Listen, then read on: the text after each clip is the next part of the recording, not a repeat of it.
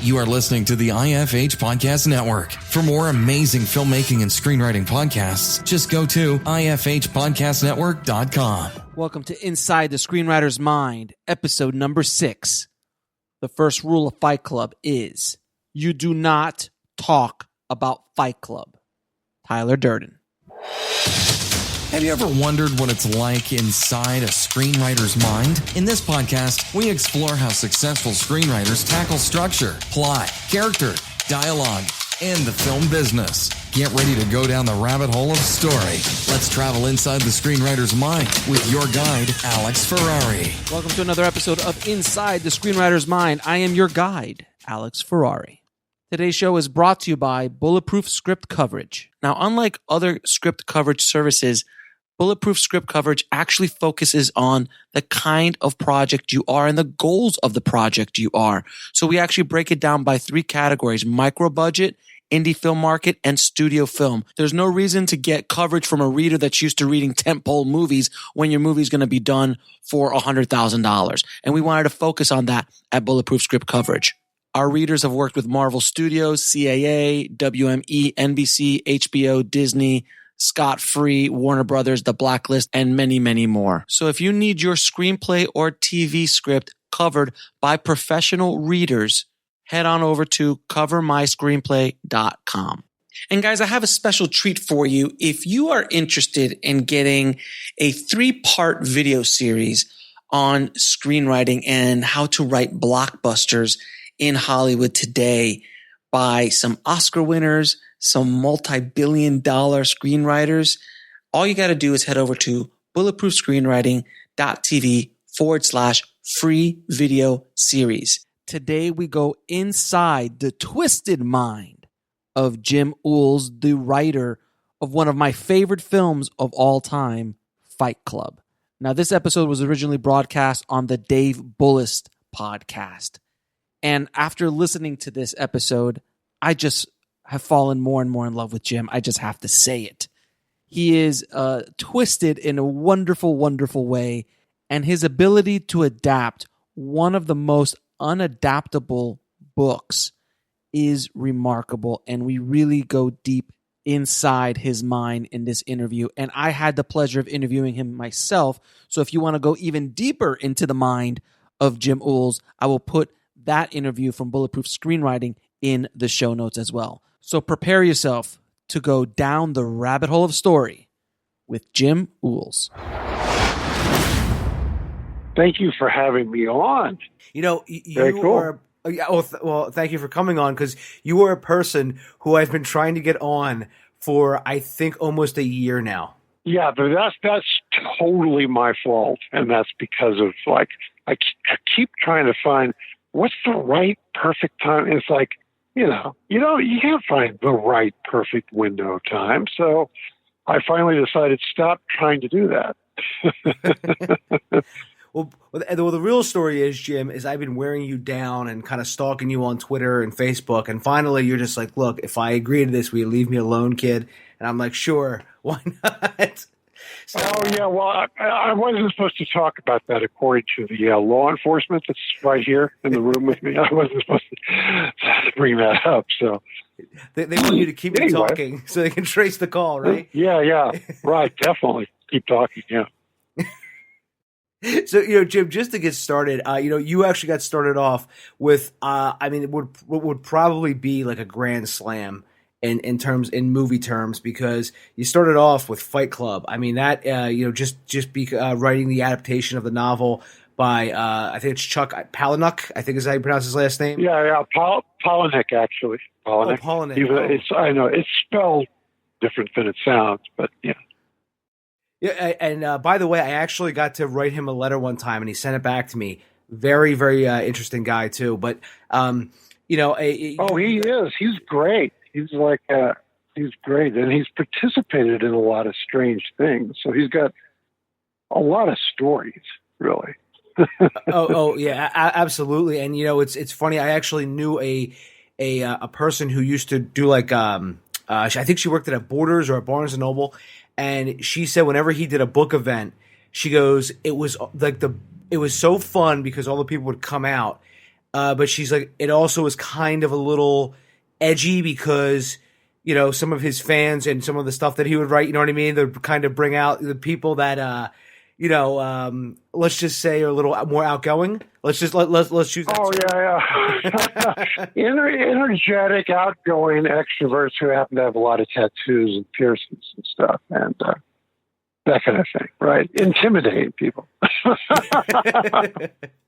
Yeah. Although, you know, what's funny about Chuck is, you know, he's pretty tall. I am too.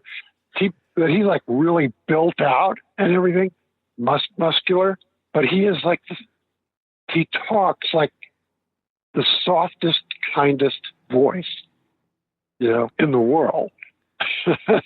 It's just, it's kind of like, it doesn't go with the image, because he looks like he'll throw you off a bridge, you know, if you get on his wrong side.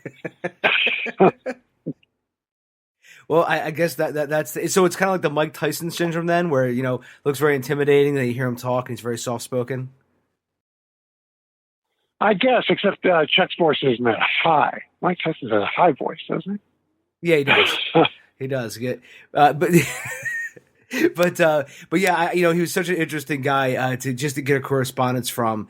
And I know he does, you know, a lot of really cool things in the writing community. I mean, there's even a thing he does on Lit Reactor where it sells out in like seconds, and where he does like an online class. But you know, just such a really interesting guy. And you know, when he wrote Fight Club, which I actually talked to him about, that's what I really talked to him about, was because I'm always interested in people's like first outing, like their first, you know, project out the gate. So basically, with you, you know, his first project was Fight Club that actually got published, and then your first project was the adaptation of, you know, of Fight Club.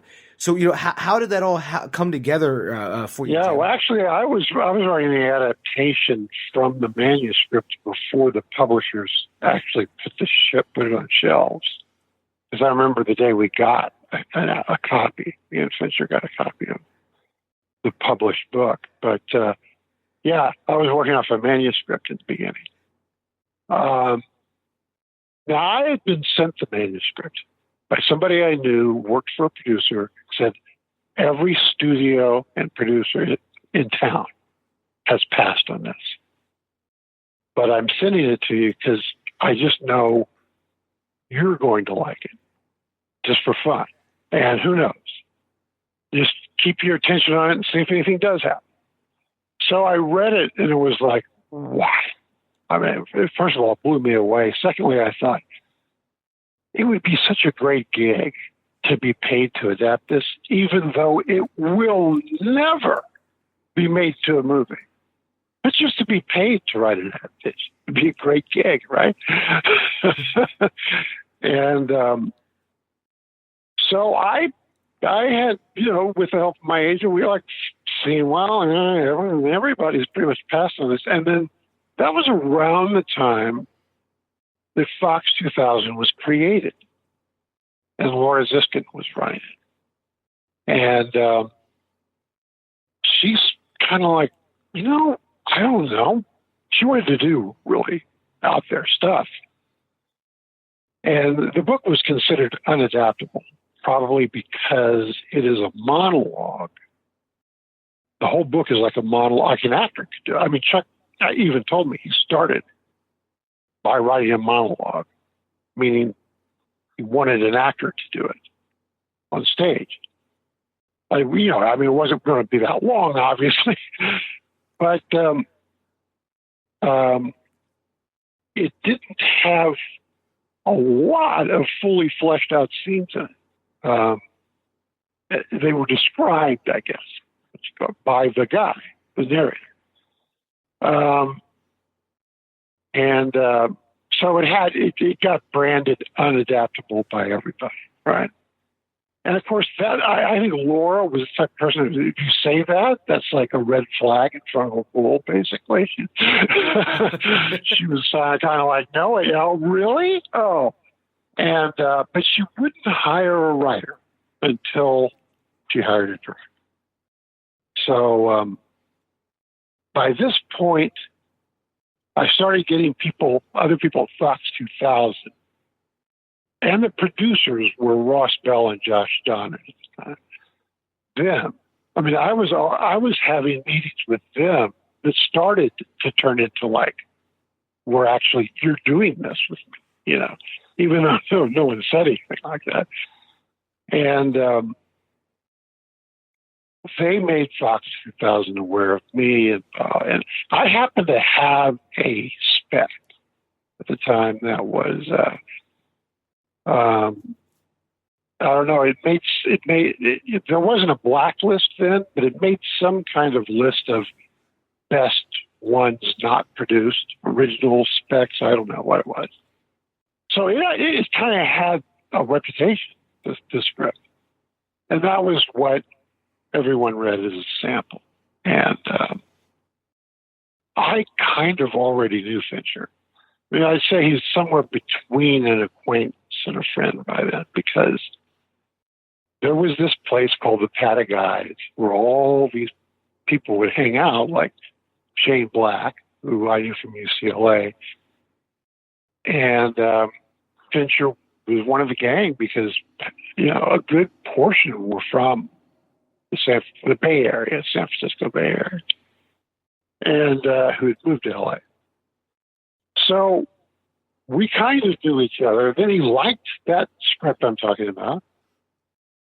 And nobody ever said, at this point, you're hired, to me, right?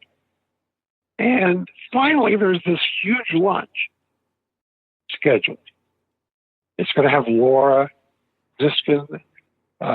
It's going to have other Fox 2000 executives. It's going to have Fincher and me. And the idea is, and the producers, of course, Ross Bell and Josh Don. And and the idea was, I'm going to have to sell myself or they'll move on. So it's sort of like, we're all having lunch. You're going to tell us why you have an idea of how to do this. It's blah, blah, blah. Well, like most writers, I don't like pitching. So what I did was I started this group conversation among everybody about how, would this work? Would that work? Could you do this? And it went on until the lunch was, first, sorry, I left out an important detail. I got there early enough to know what table it was going to be. I waited, and the next person who arrived was Fincher. We since we knew each other, we shook hands. Hey, and he sat down, and I made sure I sat down right next to him. And then everybody else came. So it already looked like I was connected to Fincher, That's a smart move. That's a smart move, Jim. Thank you. Then, yes, I ran this conversation, which never was a pitch by me. But it was a very interesting conversation about the obstacles of trying to, turn it into a film. And Kevin McCormick, who was basically, Laura Ziskin's main person there, I think, at Fox 2000 at the time. We're leaving. The lunch is over. And Fincher's talking about when I should start on the thing. Nothing's been said. Kevin McCormick, as we're walking out, says, Jim, you didn't really give a substantive pitch of what you're going to do. I said, yeah, I know. But he didn't do anything about it, right? And the next thing I know, my agent's just making a deal. And that's that, And I'm starting the first draft. So it was, a little bit ethereal how it all happened. That is a good strategy, though, Jim. It's all about appearance, right? So you have to always look and kind of set things up to set yourself up for the win-wins. Yes, and what's funny about that is I didn't have that idea until I just accidentally got there early, and then that's when I became Cunning all of a sudden. It's like I've never thought of that before, and then I was like, yeah, I'm gonna get this. I'm gonna sit next to Fincher. It's like it all came to me, like I don't know, like I have a split personality myself, and the other personality came out and said, "This is what you're going to do." You know, it's that kind of ties into Fight Club too, having that split personality. Right. Suddenly I was Tyler Durden. And by the way, you know, the first person narrator of the book doesn't have a name. Ever. There's no name. And, right, it's just a narrator, right? Right. And I think I talked to Ross Bell and Josh Donnan. Josh Donnan, at some point, I can't pinpoint it, but he stopped being a producer, became an agent again, which he'd been before. And so it only left Ross Bell for the first draft. And Fincher was doing something like just expecting me to just get the first draft in, and then we'll look at it and talk about it, right? So I forgot what started this. What were we saying? They got me onto this part of the conversation. We were talking about Fight Club and dual personalities and alter egos. Oh, yeah, no name. So, yeah, we discussed. I think it was mostly me and Ross Bell. We should put the word narrator down as the name. And I said, you know, that's going to just get really, really tiresome. Narrator goes to the door. Narrator laughs. Narrator says, it's just, I mean, in the place where you put the character name before the dialogue, okay, not too bad. But in all the action descriptions and everything, it's like, okay, we're going to name him in the script for us. It's never in dialogue. It's never in the movie. But we have to call him something. So I said, Jack. I mean, what's the first name that comes to mind? I mean, you can make an example. Yeah. All right, so the guy comes in, Jack, and he said, you know, I mean, it's the first thing anyone picks up is Jack. And I said, Jack, yeah. All right, we'll call the character Jack. So that I could write Jack in the screenplay instead of narrator all the time, right? And then somewhere along the line, we found out that Reader's Digest completely denied permission to use their old series of articles, which was like, I am Joe's heart, I am Joe's liver, which is referred to in the book because the house on Paper Street has 1 billion old magazines all over the place. And so we said, well, we'll just change it to Jack. And legal cleared it. Yeah, if you say I am Jack's whatever organ, they can't do anything. You don't name the magazine, I am Jack's liver. They can't do anything. Okay. So that actually gets said. And some people think that Edward Norton was actually saying, when he said, I am Jack's whatever, the name of his character. But he wasn't. It was the name of the articles, and then he made parodies of them. You know, like I am Jack's complete lack of surprise. Actually, I bring that up because I had to write. I wanted him to say it out loud because I knew we'd be so used to him narrating and having his own comments that I wrote. I couldn't just leave off the VO because I think it's a mistake. So in addition to leaving off parentheses VO after Jack, I wrote in the parentheses below his name, said out loud. Because he's been thinking this all along. I am Jack's steaming outrage. I am whatever. And the boss says something to him, and he actually says to the boss, I am Jack's complete lack of surprise. And the boss says, what? Yeah. It's the only time he actually said something that he normally does in narration, that he said it out loud.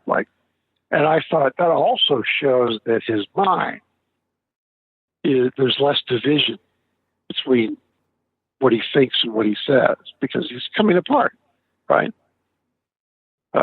Right. And so as the alter egos go back and forth, right? This was still before he said that out loud before he discovered the truth. So Jim, just to ask a quick question there, when when people hear things like about screenwriting rules and et cetera, about, you shouldn't do this in a screenplay, you shouldn't do that in a screenplay.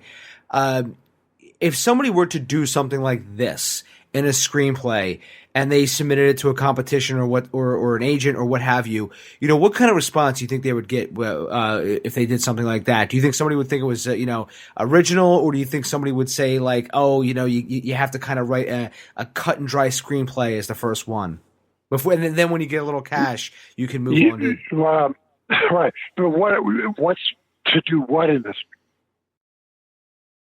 Kind of how things are, like he's writing parentheses said out loud, just kind of like to try to either, in a competition or even just sending it to an agent. Do you think that they would ever get any kind of backlash if they did something like the only way that would work, it wouldn't be a good idea unless you had already established that this guy thinks these things. And it's VO when he says them. And you do it repeatedly enough over a long enough period of time that you make a point of saying, this time he's saying it out loud, that'd be okay. But if it was just out of the blue and there was no setup for it, it probably would look like, not good form, I guess. Well, because you always hear about the screenplay rules, and you always kind of wonder, or at least I wonder, how much should they be really? How much do they actually carry weight? You know what I mean? Because I've read so many books on screenwriting, and also you hear so many people talk about it. We actually start to wonder about all the different rules and where they actually came from, and if some of them even matter anymore. You know what I mean, Jim? Because I'm sure you get a lot of questions too, because you used to run the writers lab out there in LA, and I'm sure you get a ton of people saying, "Hey, well, I heard this and I heard that." Do you get that a lot? Well, I think that they're always relaxing the rules. They're always getting, it's always been a process of slowly becoming more and more, however you want to write it. Within certain parameters, they have to know if something is what we call a slug line, the shot, exterior, interior, living room, day. They have to know that after that there is action or description. They have to know that when someone's talking, they have to see the name where you put the character name in all caps, the center of the page, and then their dialogue. So some things have to look like a screenplay. But in terms of other rules, you're getting into style questions. Because there's actually a style beyond just obeying the format. Like, for example, you don't do too much directing on paper. That's not good. Shot, his face, shot, his watch, shot, his feet, step into the shot. It's not a good idea. So screenwriters write in master scenes. They say where it's taking place, and then they just write the scene. Now, are there exceptions to that? Of course there are, and there are important ones that you can use.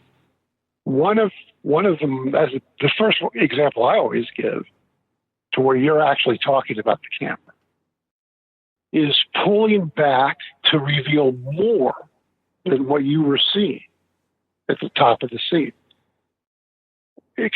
Thrillers and comedies use this a lot, which is like, a comedy guy says to another guy, I will never do something as boring as fishing.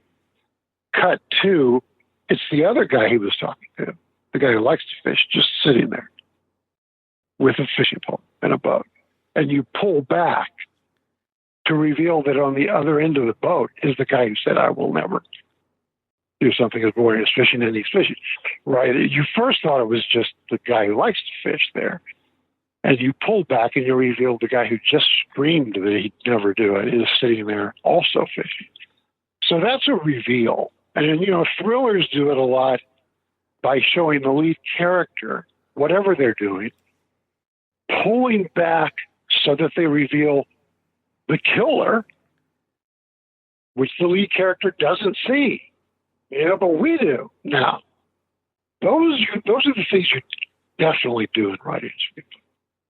That is part of your narrative and storytelling. It's not telling somebody how to shoot the film. It's saying, this is the intention when I start the scene, and then I'm going to reveal somebody or something. So that's all right. That's an example of something where you don't have to just write in master scene. You can have a moment like that. I think writers, from what I've read, they've basically started to go way into what the camera does. Now, I don't know if that's wise if somebody's just starting out. I don't know. I know that there's a cringe factor to seeing something that looks like you're directing the whole movie on paper. So I would say you use it when the storytelling is saying that. The suspense thriller, if you're writing it, you have the right to say that we think there's this fairly peaceful scene with the lead character, and then you pull back to reveal that the killer is right behind this tree, or whatever it is. That is right. That is part of screenwriting. But yeah, I don't know. I'd have to go down which rules we're talking about one by one to know what my answer to your question is. I know. I should have been more specific, Jim. But I know. I know it was kind of a blanket statement. But you just hear different rules of screenwriting. They even did one on Script Notes one time where they kind of went through these rules, quote unquote. Next time I'll have to send them to you. But they kind of went through those. Script Notes is the podcast by Craig Mazin and John August. But I know. John August is such a great source of information. He's just amazing. He has things that people agree with, people don't. Like, for instance, Courier is what typewriters used to look like. Right? That's why screenplays are still done in Courier font. Because on the typewriter, back in the days when there was only typewriter, a page equals a minute.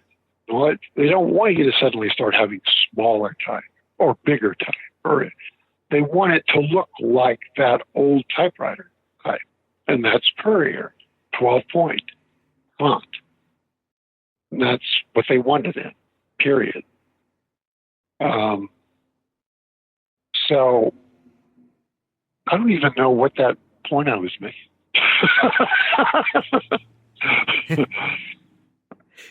See, I told you, Jim, I get too heady, and now we're going down that path. Right. No, I like that part. Yeah. Well, what are the rules?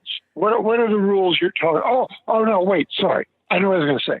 John August agrees with, and a lot of people do, that in Courier, 12-point font, which looks like a typewriter used to look like, if you put a period, it should have 2 spaces after it. And the reason for it on typewriter was, with that font, a period with only 1 space, sort of, you could miss that it, I guess, your eyes go over it. You might not, it doesn't make the statement that this sentence ends and this one begins. So I know that John thinks there should be two spaces after it, which is the traditional way of using that font. But other fonts, since now we have computers and thousands of fonts, right, don't necessarily need 2 spaces after a period. And some people have brought it back to screenplays, to Courier, 12-point. I'm only putting 1 space after a period. John says 2. Well, I guess half the business says 2, half the business says 1. And it's kind of a mocking Oh, well, if you want to give away that you're older, put two spaces, So people are rapidly only putting one space after a period because, by God, they're not going to look older, But that's an example of something that, actually is so inconsequential, I don't even know why I talked about it. So you got to give me another rule. Well, I don't know some of them off the top of my head. I have to look at that list. That was actually because that list was more like definitive with kind of a hard and fast rules. But Jim, are we out of time? No. Oh, no, we're not. Actually, the thing that I was going to go to is starting like 45 minutes later than it was originally. So I'm fine. Okay, awesome. So we'll keep going. So I have a ton of other questions, but so okay. just to get back, because we were talking about just screenwriting in general. So I know you do a lot of work with the Writers Lab. You actually also did the class on Creative Live. What the Writers Lab. I just wanted to say this real quick, just so it's publicly out there. What you're calling the Writers Lab, it's still going on, called Safe House. That's the name I came up with because the idea is, it's only the writer actors that are involved in it that are there. You can't bring in someone who could be a buyer. And the purpose of that is experimentation. I mean, just complete experimentation. You can do stuff and it might not work. But you don't want to do something that doesn't work in front of buyers. So we don't want that atmosphere, right? So I call it Safe House. And it's definitely still going. And so, I mean, you still do that, and then you still do, you have the class on Creative Live, just about the art and craft of screenwriting. So as you kind of have done this journey of screenwriting over the years, again, you were able to break in 1989 with Fight Club.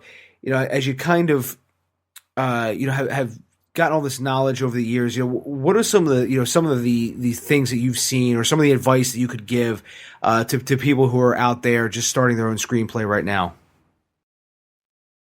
Well, I mean, I've probably said this before in somewhere else, but I mean, I think you should. People who are beginning can get really obsessed with their first script, like this first script. It's just, and they're stuck with it. It's like, I've got to get this perfect, and it has to be the one. And I think that you should write all the way through a first draft of it, type the end. You're all the way through, and then take your attention off it. In the typewriter days, they would have said, throw it in a drawer. So metaphorically, throw it in a drawer. And start writing a different screenplay. Because, then you have to do that. Then you get all the way through the first draft of screenplay number 2. And then take your attention off of it. And then a third screenplay, all the way through to the end, first draft of it. Then go back to the first. Because the kind of objectivity and even the wisdom you've gained by writing 2 more screenplays makes you a different person looking at your first screenplay. You're a different writer. You're a better writer, really. No matter what, you're a better writer. If you've done 3, and you're going to look at it differently, and you're going to get hit with a lot of great ideas that would probably never have occurred to you if you hadn't had that much time away from it. And then when you've worked on that, well, your path is set. What do you go to? Screenplay number 2. Wow. You're looking at that one like you never looked at it. Now, if you do this with 3, in terms of starting out writing for no money, writing on spec, if you do a second draft of 3 different screenplays, I think you've done almost all the work that you need to do before turning your attention way more rapidly to the business part of it. But in terms of writing, that I don't think anything's lacking there. A second draft of 3 screenplays. I mean, you're better, they're better, and you have more than one thing to show, which means that you're somebody who could be hired because you keep writing. You didn't just write one screenplay. I mean, how many people have written one screenplay? There's probably, half this country has written one screenplay. But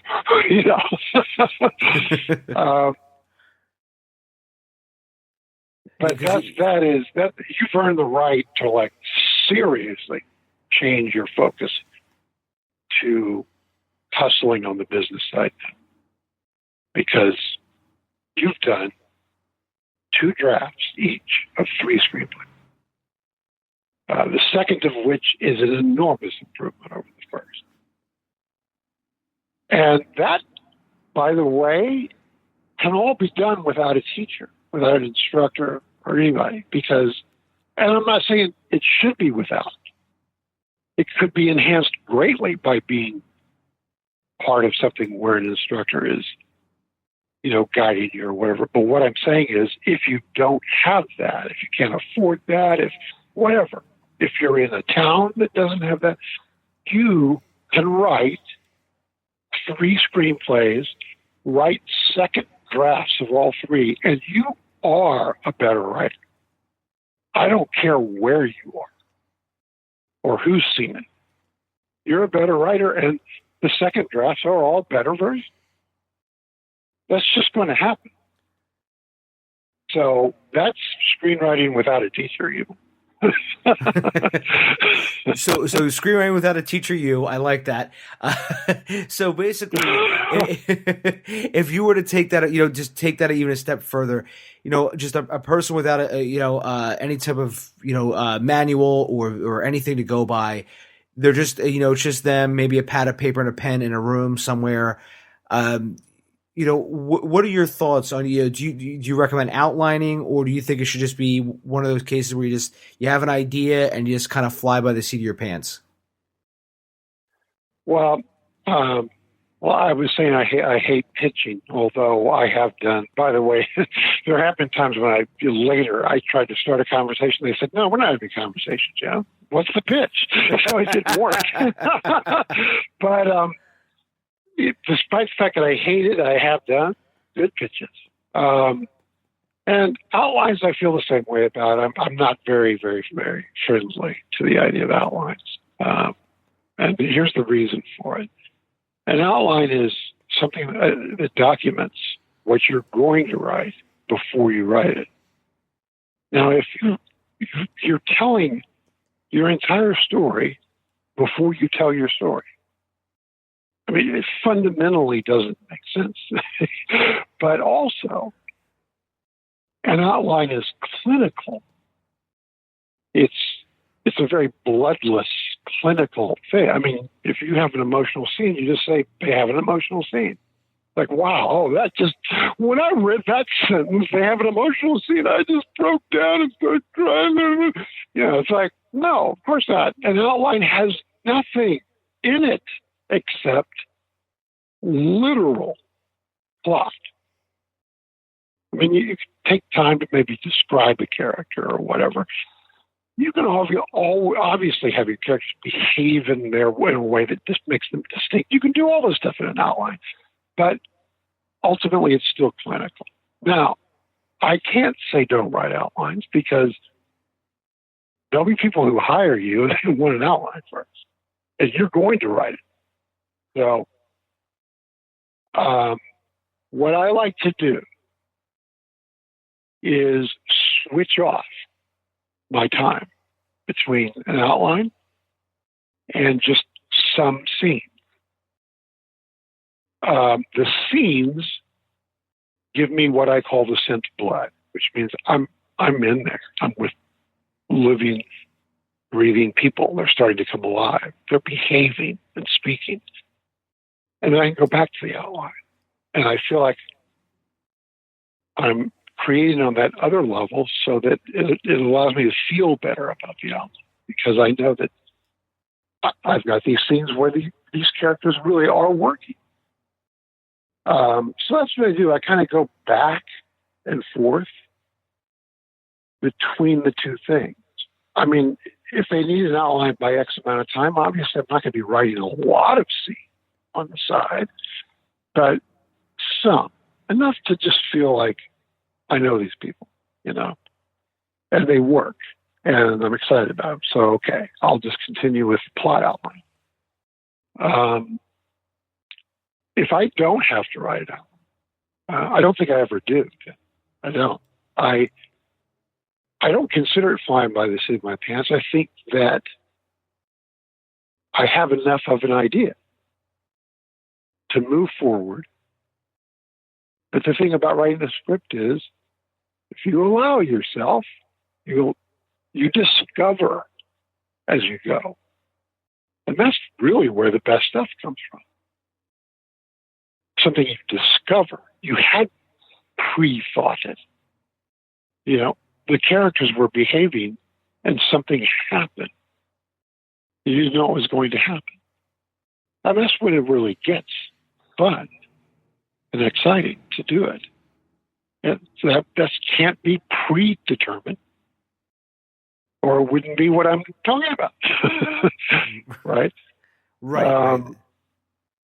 But you do have to have I think you have to have an idea, and I even think there's a form. There is a mutated form of outline and script that is basically both. Sometimes it goes to full script right there in the outline, and then it goes back to outline form. I think they call it a scriptment, like combining script and treatment. That could be a way that works for you. That is definitely something you're doing for yourself. I mean, I don't think there's anybody hires you and say, I want a scriptment. If they want an outline, they want an outline. But in terms of how you work on your own, I think that's a viable option to do it that way at first.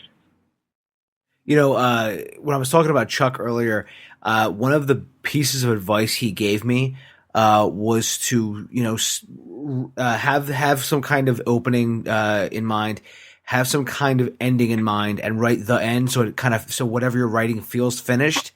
And then he goes, so you have your beginning, and you kind of envision how the story would end. You're kind of imagining how the characters are transformed. So you're basically imagining this. You're not like, what has to happen, so to speak, if I'm making this clear enough.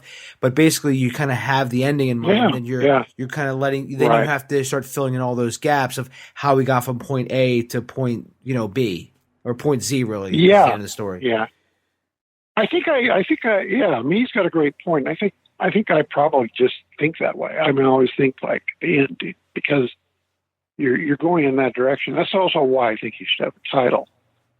My joke about it is Untitled Dirty Cop, Porno Ring Pizza Joint Uhls Project or something.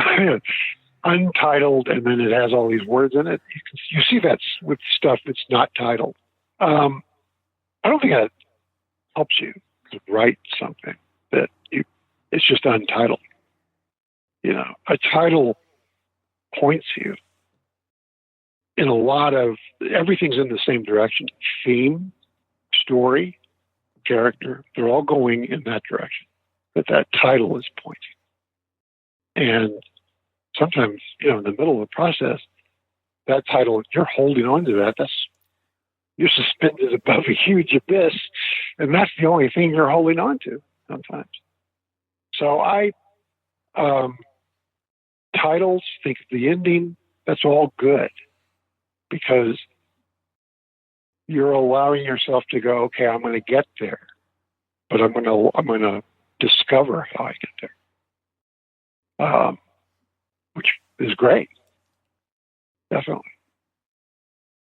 Yeah, because that kind of takes away from the kind of, like you mentioned, where it's kind of robotic or kind of, or I guess cliched, where you kind of have an outline and it's kind of set in stone.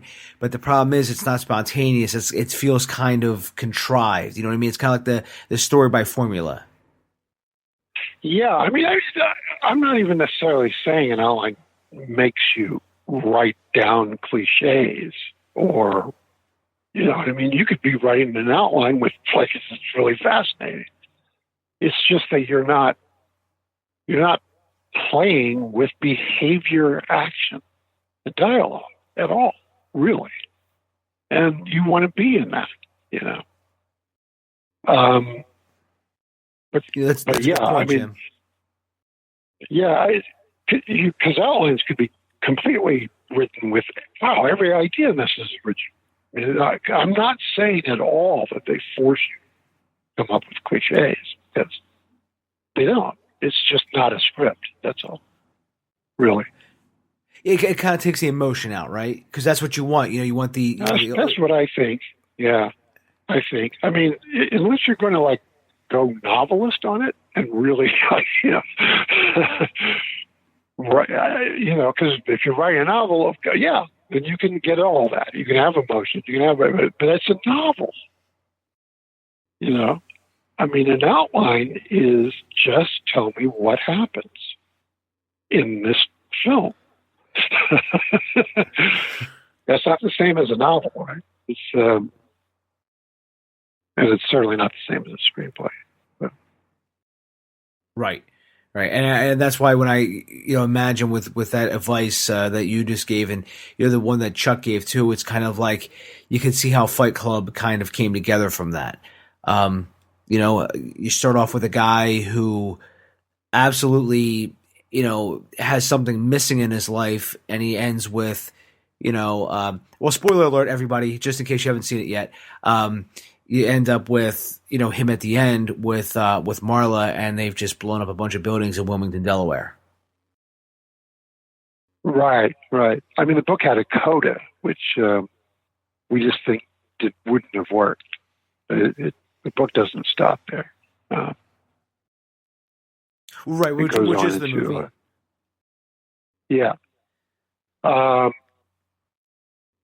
mean, he realized he had to create this person to be everything he couldn't get himself to be, and then he didn't need this person anymore. And this person was insane and playing a lot of stuff that had to be stopped, But, it's kind of like most writers, Jim, right? You have to create an alter ego, and it kind of ends up consuming you. Yeah, that's true. Well, yeah, that was happening to me right before you were calling. I was right in the middle of this, and I fixed it. But I was done, so all is okay. Jim, I wanted to ask, with we've been talking about screenwriting and everything like that. What are you currently working on?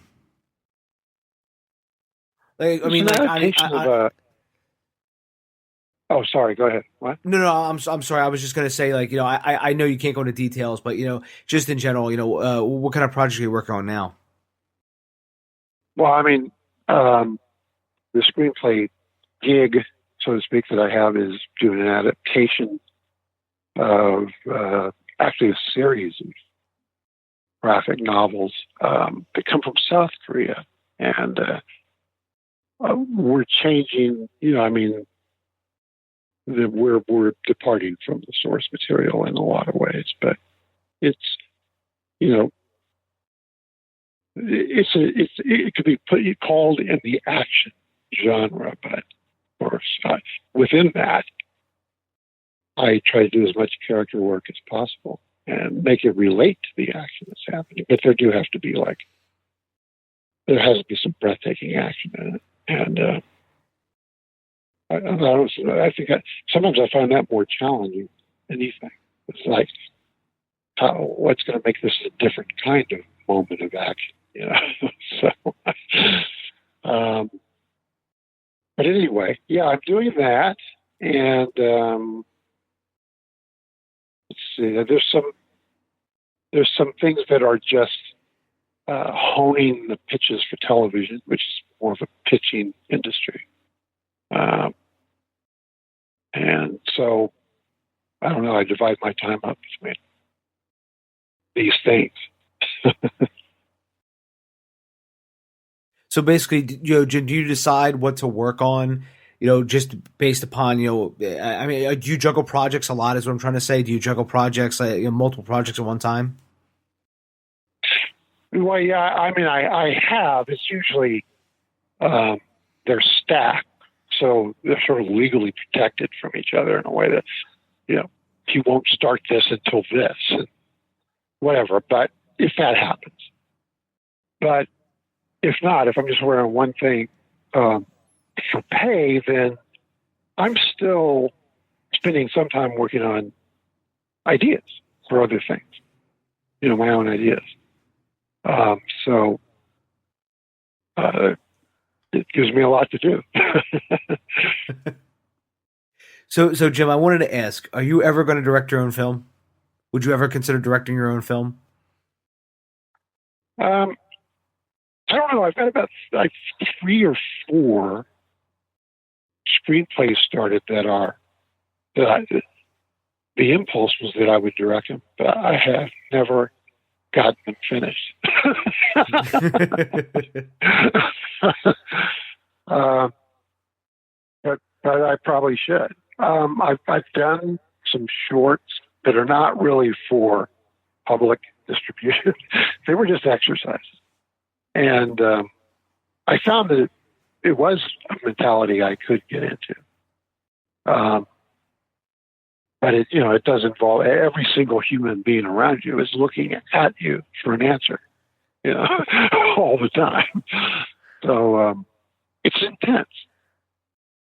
But to answer the question, I think it's possible. I might. So basically, did you go onto this set of Fight Club and see like what Fincher was going through, and you were like, "There's no way I'm doing that. Screw that." Well, I mean, you couldn't really tell. For one thing, what I know from directing a short is you can't watch a director and know what it feels like. You can't guess what it feels like. You have no concept. Because when you're directing, then you know. There's only one way to know what it's like when everybody is looking at you for the answer, and the next answer, and the next answer. And that is if you're in the position. You can watch someone else, but think you have an idea of it, and you probably have some idea of it. But you don't know until you're doing it. And, I watched him, and he's a master of detail. I think all this stuff came to him instinctually. It was just amazing, And it had been really great just to work with him on the script. Meeting up and talking about, let's change this, change that. That was a lot of fun. And I know that I didn't see it, but I know it can kind of demanding on the crew. But, I just saw everything looking like it was being shot by a master, which it was, So it was great. I actually had on Bob Signs. Bob was a actual cab driver in Zodiac, also directed by David Fincher. So right. he was telling an anecdote that Bob as the cab driver is driving Jake Gyllenhaal, and they did about 100 takes of this, and finally Jake Gyllenhaal just popped his head into he got out of the cab and this and that. So he looked in, he goes to Bob, Bob, do you want to do this anymore? And he goes, what do you mean? He goes, do you want to do this scene anymore? Because I don't. And he went up to David, and Jake went up to David Fincher and goes, I just can't do this anymore. He goes, Dave, we have 100 takes of me getting out of a cab. At some point, it has to look good. And Dave was like, no, and blah, blah, blah. And then Jake, so Jake just goes, you know what? I'm done. He goes, it's finished. And my friend Bob was still sitting in the cab, like, should I get out or is this done? I don't know. But yeah.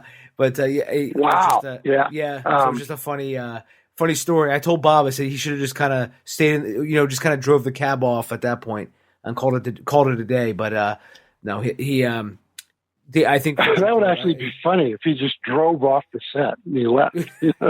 Exactly. But, no, I mean, I never saw anything that intensely repeated myself, but certainly he would shoot, and sometimes it wasn't because every take is wrong until I get the right one. Sometimes he was doing things to have choices, so he'd do them a little differently. So I didn't see anything like that what you described.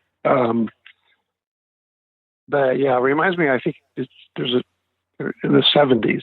There was a movie where the director said, "Well, it was the actor who wanted to keep doing takes, the movie star, that is." And the director said, "Okay, well, I'm done with this for today." And he left, and the actor kept doing the movie star kept doing takes, because he controlled the situation really. So, but anyway, it's just funny. It reminds me of that, what you're saying. Because it's just because that's a mistake I made on just doing my short films, was I didn't get different. The takes weren't different for different choices.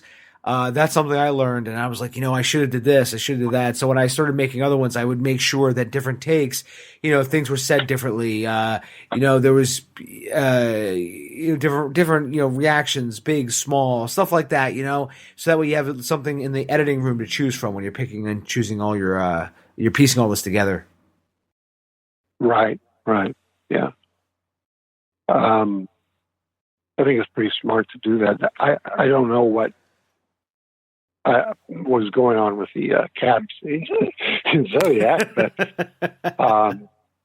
I do think that having choices is smart. I mean, and I saw him do it, so it just seemed like, it could be this, it could be that. I think that's pretty intelligent. Well, that's why I gotta get David Fincher on this podcast to talk about it. So, and I'd be willing to bet you, Jim, $10 that he probably would say, "I have no idea what you're talking about." So, because he wouldn't remember me. Well, I do. Everything does seem instinctual, if that's what you mean. He does seem to like it. Just sort of comes out of him because he's been asked, "What you realize that this pattern and this and the way that person behaved." Well, you must have purposely done that. And he has this look like, what are you talking about? But he is doing it. The fact that he's doing it instinctually doesn't change the fact that he's doing it. And he knows that he's getting what he likes, So he's operating off instincts is really a good idea for him. It's worked out well. Yeah, definitely. It has worked out well. The Girl with the Dragon Tattoo, Zodiac, Fight Club, and it just he's a machine. Definitely one of the best directors working today. No doubt about it. Yeah. So, and when I was working with him, it was just maybe slightly after a time, or maybe it was still during a time when some people were saying, these visual directors, these MTV directors, or whatever. I guess meaning, obsession with something visual or cutting a lot, or I don't know what it was. And when we sat down and talked about the script, the guy was 100% good at talking about everything. Character, plot, scene structure. He was fantastic. I mean, I never saw anything he wasn't good at, actually. I mean, he doesn't particularly write himself, but I mean, I'm just saying, in terms of dealing with other people that he's working artistically with, he had everything. I mean, they were calling him I don't know. I think probably after 7, I think everybody got it. This guy's amazing, whatever. But possibly before that, the visually obsessed guy. Well, he isn't. He's obsessed with every part, every element of the movie. And he thinks about all of them really well. And he did back then, so I'm assuming he always did, Right. Yeah. Which is great. Yeah, I know exactly what you mean. Because sometimes, I remember when they were saying like the MTV generation of directors, the one they always pointed to was Guy Ritchie. If you ever seen Lock, Stock, or Snatch, I don't know if you have. Oh yeah, both of them. Oh, yeah. They were a lot of excellent. fun. Oh yeah, absolutely. And I think they were great films. But like, when people were always saying negative things about them, and in the reviews, it was always about how it's an MTV style of editing and shooting, etc. I just think it was. I don't agree with that assessment. I just think that sometimes when people don't know what they're actually looking at, or maybe it breaks the mold of what they're used to. It kind of breaks that mold, and they can't kind of handle that change, if you know what I mean. Yeah. Well, I mean, the period of time I'm talking about, it was kind of like that was the theme to attack.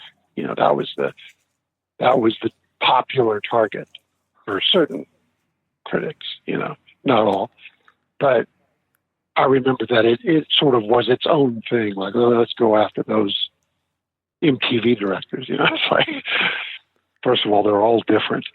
And secondly, they think about everything. I'm assuming. I mean, I can't speak for everyone who was accused of being that way, but I think they think about everything. Yeah, I absolutely. I mean, and if anyone's talking about them, they have to be doing something right? If somebody even knows your name, if somebody even knows your name, you've got to be doing something right. Oh, right, yeah. Yeah. I heard the word goes, and actually, I am sort of creeping up on the time where I'm going to have to go. No problem. Actually, Jim, I was going to say this. I wasn't sure what our parameters were, so I told you it's my it's just this idea that because I know we had a time schedule, but I didn't know. Now that you were able to go a little bit over, but Jim, actually, I just have one final question, and just in closing, do you want to put is there anything you want to say that we didn't talk about, or anything you want to say now to kind of put a period at the end of this whole conversation? Any parting wisdom, anything? Well, I think I did it. That was the thing I did, was the 3 scripts for somebody starting. I mean, it's probably the other thing would be to read screenplays. So, I mean a lot. I have read online somebody saying that they've gotten this advice. Who's going to sit around and read? Well, no, I don't. I don't think you should spend all your time reading screenplays when you're not writing. But it's a good idea to have a flow of them going and kind of keep up with reading them. I don't mean keep up with as in the most current. You could be reading screenplay from the 30s or something, but just keep reading them.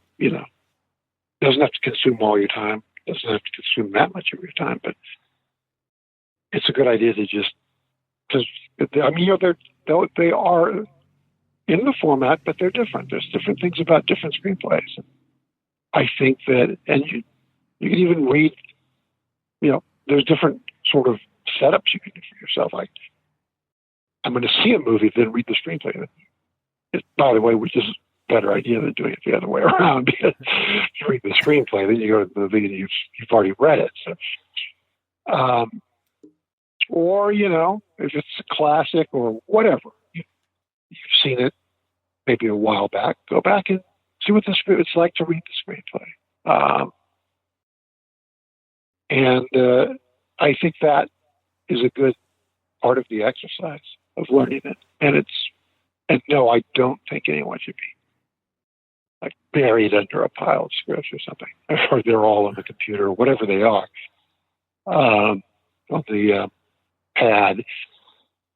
I'm not saying it has to be overdone, but I think it should be sort of a steady practice, because it helps. It could be kind of like the Fight Club a house, Jim, where instead of reading a bunch of old magazines, it's just old screenplays. They're just reading old screenplays. Yeah, I guess. But as I said, I'm not telling anyone that they should overdo it. Like all at once, or as many as possible at once. It's just sort of like, just sort of keep them going. That's all. Jim, before we go, I just want to tell you a quick little anecdote, very quickly. One time, a friend of mine had to. It was like he called me up and he goes, "Hey, Dave, can I ask you for help with something?" He goes, "I have this friend. He lives, in the middle of nowhere, and he needs some help with some IT stuff and this and that." And I go, "Well," and he talks me into it. So I say fine, because I did kind of sort of go in that general direction anyway. It was going to go past where I needed to go, but you see, you kind of get where I'm going with this. So the guy on the way goes, "Oh yeah," he goes, "Their house, I call it the Fight Club house," and I go, "Why?" He goes, "Well, wait till you see it." So we get there, Jim, and the house was just like the house in Fight Club. It was like falling apart. There was like exposed wires everywhere, and I'm just like, what are they squatting in this house? So eventually, I'm helping the guy out with his computer, which thankfully, thank God, it was really, really easy. He starts telling me how Justin Bieber had been tweeting at him. And I look at him and I go, "Justin Bieber?" He goes, "Yeah, he's talking to me privately. He's on tour and he's talking to me privately." And he's like, "You want to see these tweets?" And I go, "Yes, I want to see these tweets and direct messages." And it's clearly some dude just fucking with him. And this guy had no clue. And I'm like, "All right, man, best of luck with that, man." And I got it all fixed him. And he's like, "Hey, you should come back sometime. Thanks for all this help." And I'm like, No, it's cool, man. Yeah, I'll definitely come back sometime to the house. And so I left there, and I told my friend when we were leaving, I told my friend, I said, "Don't ever ask me to do this again." I said, I literally felt like I was about to get stabbed in that house at any point in time. But it was just, but it was funny because they called it the Fight Club house, and it was just that's the anecdote I wanted to tell you, Jim. But so just in closing, Jim. Well, there's probably other houses like that, all over the. I've seen a few houses like that in Philadelphia. Because that's where I'm actually at, and I've seen a few houses where it's just you walk in there, there's waters dripping in from the third floor all the way down to the basement, and you're like, why the hell hasn't this house just been bulldozed or demolished? But so just in closing, Jim, where can people find you at online? There's no C in it. But I can be bad about remembering just to check in on social media, but anyway, that's it. You and I communicated on Twitter at WOHOJAK. Jim Uhls, thank you so much for coming on, sir. Well, thank you, Dave. I'm glad we did it. It was a lot of fun. I hope you enjoyed going inside the twisted mind of Jim Uhls. If you want to get links to anything we spoke about in this episode, please head over to the show notes at bulletproofscreenwriting.tv/ISM006. And if you like the show, please subscribe and leave us a review on Apple, Spotify, Stitcher, Spreaker, wherever you listen to the show. Head over to screenwritersmind.com. Thank you for listening. And as always, write, rewrite, sell, repeat. I'll talk to you next week. Thank you for listening to Inside the Screenwriter's Mind with Alex Ferrari at screenwritersmind.com. And for more great filmmaking and screenwriting podcasts, go to ifhpodcastnetwork.com.